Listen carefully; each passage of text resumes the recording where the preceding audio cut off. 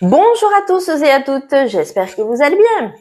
Alors aujourd'hui, dans cette nouvelle chronique, je suis ravie de vous présenter, de vous expliquer ce que c'est que le triangle de Karpman. Donc triangle trois côtés, on est d'accord. Le triangle de Karpman, en fait, c'est une figure d'analyse transactionnelle proposée par Stephen Karpman, d'où le nom. Médecin psychiatre en Californie, donc en 1968. Et en fait, il met en évidence un scénario relationnel typique entre victime, bourreau et sauveur. Le triangle dramatique est à la base des jeux psychologiques qui se jouent entre deux personnes capables de jouer alternativement les trois rôles. Bien. Est-ce que vous êtes prêts? Alors sachez une chose, c'est que je vais vous présenter ce triangle de Karpman avec à la fois de la profondeur, de la conscience, mais aussi de la légèreté. Donc, pour cela, je vais vous présenter mes collègues de bureau. Donc, je vous présente en premier Calimero. Calimero, donc, qui incarne vraiment le rôle de la victime. C'est trop injuste, le monde est cruel, et pourquoi ça m'arrive à moi? Vous voyez les phrases bateau que l'on peut se dire. Ensuite, nous avons notre champion de la domination, de la persécution, Dark Vador. Donc, lui, c'est le bourreau. C'est-à-dire qu'il est jamais content, il veut contrôler, il est vraiment bien ancré dans ce qu'on appelle l'autoritarisme, à ne pas confondre avec l'autorité. Ça n'a rien à voir puisque l'autoritarisme, c'est vraiment la puissance avec la violence, la colère, la domination, la manipulation. C'est ça l'autoritarisme. C'est le rôle du dictateur, en gros. Et ensuite, nous avons pour le côté femme, nous avons Wonder Woman, donc c'est-à-dire la sauveuse. Et le côté homme, nous avons Superman. Voilà, donc je vous ai présenté mes collègues de bureau. Donc, il faut savoir aussi que par rapport aux sauveurs, aux sauveuses, c'est que ils ne supportent pas que le malheur existe autour d'eux. Ils sont disponibles H24 et encore la journée n'est pas assez longue. Ils ne posent aucune limite, ils se mettent complètement de côté. Quand ils disent oui à l'autre, ils se disent non à eux-mêmes. Donc c'est ça le côté sauveur. Ma question, est-ce que vous reconnaissez dans un des trois rôles, voire peut-être même les trois rôles que vous pouvez vivre aussi dans une journée, suivant les situations que vous vivez, suivant avec la ou les personnes de votre entourage proche. Est-ce que vous vous êtes reconnu dans ce triangle de Karpman? Oui? Alors, soyez les bienvenus. Qu'est-ce que je pourrais vous dire? En fait, comment sortir de ce triangle de Karpman? Est-ce que déjà, il y a une possibilité de sortir de ce triangle dramatique? Eh bien oui, heureusement qu'il y a une possibilité. Il y a plusieurs possibilités. La première, que ce soit le côté bourreau, que ce soit le côté victime, que ce soit le côté sauveur, pour commencer déjà à mettre un pied en dehors du triangle, c'est déjà de s'observer. Comment vous êtes avec vous-même et comment vous êtes avec l'autre? Quel est le rôle que vous incarnez le plus? Quelle est l'émotion qui domine? Quelle est la blessure de l'âme? Quelle est la blessure émotionnelle, finalement, qui fout le pataquès, qui fout le bordel, ok? Donc déjà, c'est prise de conscience, connaissance de soi. Vous prenez du recul par rapport à la situation. De deux, vous vous posez la question, finalement, quel est le besoin non exprimé derrière? Quel est le désir que je ne me suis pas avoué? Par exemple, si je prends le bourreau en permanence en colère, qui veut dominer le monde, etc., il y a de la frustration, il y a de la colère, il y a de la violence, il y a de la haine à l'intérieur de lui.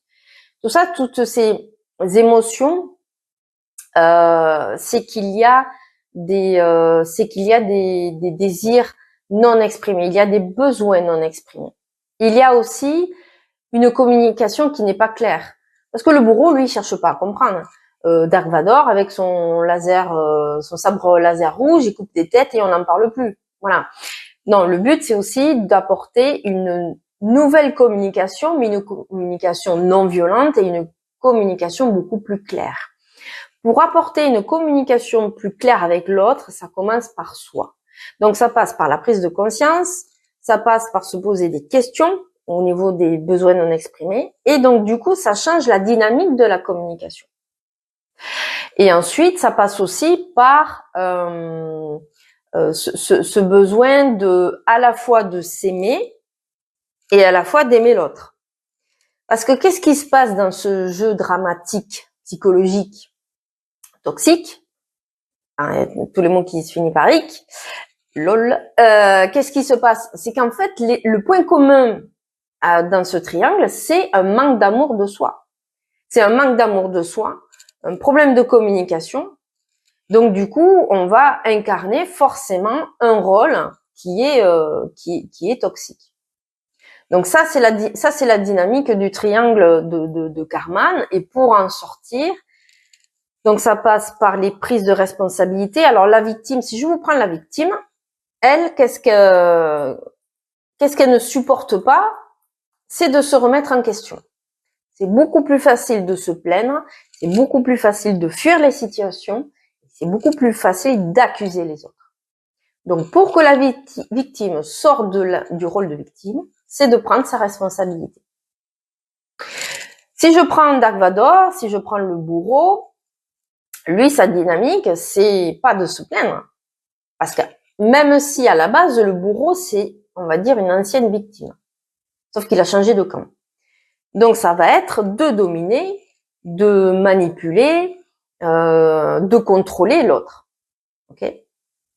Donc, s'il décide effectivement de sortir du triangle de Karman, ça veut dire qu'à un moment donné, ça va lui demander de s'observer et ça va lui demander aussi d'apprendre à exprimer et à s'avouer aussi quels sont ses besoins, quels sont ses finalement marqués par un manque d'amour. Parce que les trois, c'est ça, c'est un manque d'amour. Ce sont des carences affectives. Le sauveur, c'est pareil. Lui, il va sauver le monde, il veut être H24 disponible, mais quand il dit oui à l'autre, il se dit non à lui-même ou à elle-même. Mais qu'est-ce qui se cache derrière? C'est un manque d'amour. Ce sont des carences affectives. Et la victime, c'est pareil. Donc, ils ont tous les trois un point commun. Pour sortir de cette dynamique-là, c'est apprendre à s'aimer. L'amour de soi, c'est pas une baguette magique. Sinon, ça se saurait. C'est aussi un travail de tous les jours. Amour de soi. De s'aimer. C'est un travail de tous les jours. Mais dans l'amour de soi, ça passe aussi par se retrouver avec soi, se poser des questions, prendre conscience de soi, apprendre aussi à mieux se connaître et à créer des relations, une communication beaucoup plus saine, beaucoup plus authentique, beaucoup plus dynamique et joyeuse, du coup, forcément. Voilà ce que je peux vous expliquer par rapport au triangle de Karman. Prochaine chronique, je vous montrerai, je vous expliquerai au niveau des exercices pratiques. On partira d'une situation, toujours pareil, avec les collègues de bureau. Voilà, pour vous montrer comment ça se passe d'un point A à un point Z, c'est-à-dire il y aura un avant et un après, où je vous expliquerai d'une situation dramatique comment gérer, comment mieux traverser jusqu'au point Z pour arriver vers un triangle finalement d'amour, un triangle thérapeutique. Voilà, voilà. Je vous souhaite une excellente journée et je vous dis à très vite. Merci.